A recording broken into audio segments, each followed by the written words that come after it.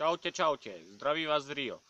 Niektorí z vás ma požiadali, aby som vám ukázal, čo som urobil a neurobil.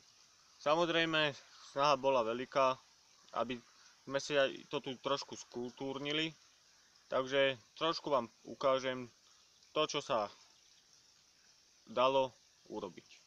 A nejakú tú víziu, ktorú mám ja do budúcnosti, ak všetko vyjde tak, ako má.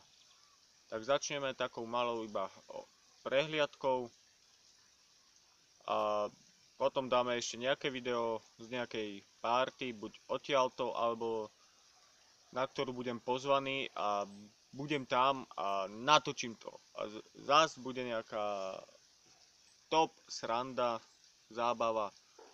Nech sa bavíme. Vy, ja, všetci. Tak. Tuto som urobil stolíček na pníku od stromu.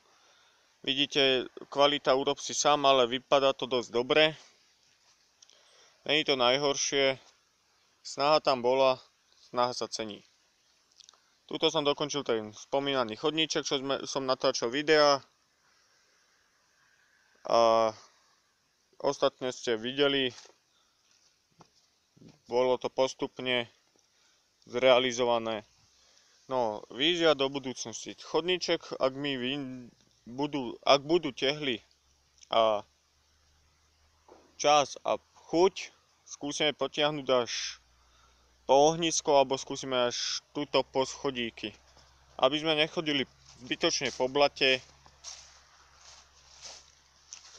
Vidíte, jeseň je nekompromisná, samé listy, treba to tu vyčistiť trošku zas.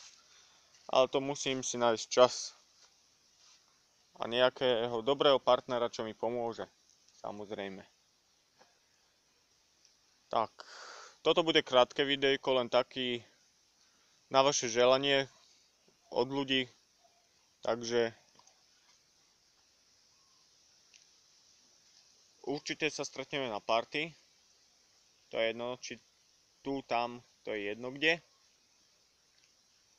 Ale skúsime ešte tento rok urobiť party aj tu.